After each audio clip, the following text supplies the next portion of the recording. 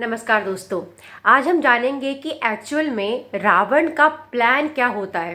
वो किस तरह से सोचता है कि सीता माता जो है उसके प्लान में पूरी तरह से षड्यंत्र में फंस जाएं और उनको पूरी तरह से सीता माँ को ट्रैप कर दे। तो एक्चुअल में प्लान क्या होता है रावण का? तो रावण मारीच से कहता है कि वह अपने रूप को परिवर्तन कर ले और वह मायावी राक्षस है तो एक बहुत सुंदर मृग का रूप धारण कर ले। क्योंकि जहाँ पे राम जी रहते थे, वहाँ पे जिनका आश्रम था, वहाँ पे बहुत सारे मृग ऐसे भी आते जाते रहते थे। तो ऐसे भी सीता माँ को वो संदेह नहीं होता या किसी और को कि यह राक्षस हो सकता है।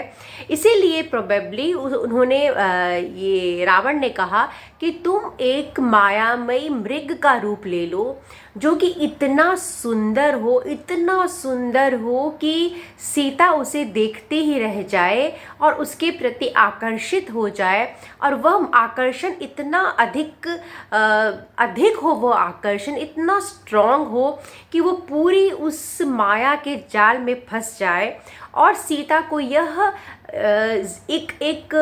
एक जिद आ जाए उनके मन में कि मुझे किसी भी तरह से इस मृग को अपने पास लाना ही लाना है।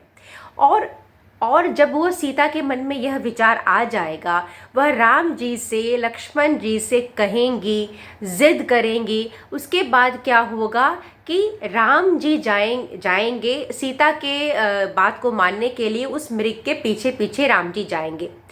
तो वो मारीच से कहता है कि तुम मायामयी मृग बनकर ऐसा करना कि इस आश्रम से धीरे धीरे कूद के थोड़ा दूर जाते रहना, तो राम तुम्हारा पीछा करेंगे, तो वह भी इस आश्रम से दूर निकल जाएंगे। और उसके बाद जब बहुत दूर पहुंच जाओगे, तब तुम ऐसे राम जी के आवाज़ में यह बोलना, हा सीते हा लक्ष्मण। हा मतलब हाय सीते, हाय लक्ष्मण, इस तरह से बोलना जैसे कि सीता और लक्ष्मण जो आश्रम में हैं, उन्हें यह संदेह हो कि तुम्हें कुछ हो गया है। क्योंकि रावण को पता था कि सीता माँ को अकेले छोड़ के तो राम जी जाएंगे नहीं। अगर वह स्वयं जाएंगे हिरण को लाने के लिए तो लक्ष्मण को उनके पास छोड़ देंगे, और यदि ऐसा होता है तो अब लक्ष्मण को भी लाया जाए आश्रम से दूर, इसके लिए वो प्लान कर रहे हैं।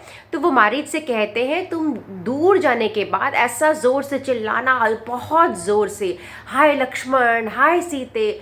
अब उनको क्या लगेगा कि राम को कुछ हो गया है, और जैसे ही सीता को यह लगेगा कि राम के जीवन में संकट आया है या कुछ खतरा है, तो वह लक्ष्मण से बोलेंगी किसी भी हालत में कि तुम राम के पास जाओ। और जब लक्ष्मण पीछे पीछे आश्रम से दूर निकल जाएंगे, तब ये क्या हो जाएगा, पूरा आश्रम खाली हो जाएगा, और तब मैं आराम से सीता का हरण कर सकता हूँ, भेष बदल कर, अपना अलग एक प्लॉट करके उन्होंने कहा वो जाएंगे और सीता का हरण करेंगे। बेसिकली मारीच को उन्होंने ये बताया था कि तुम दूर चले जाना और राम और लक्ष्मण को आश्रम से दूर करो, ताकि मैं सीता का हरण कर पाऊँ।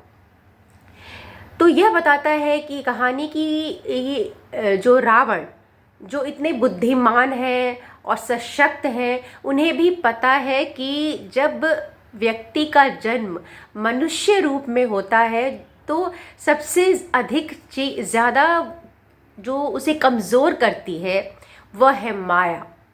माया से बचना एक हम लोगों के लिए तो क्या, देवता के लिए भी मुश्किल नहीं है, क्योंकि राम ने, लक्ष्मण ने और सीता माता इन्होंने क्या है, मनुष्य रूप में जन्म लिया है।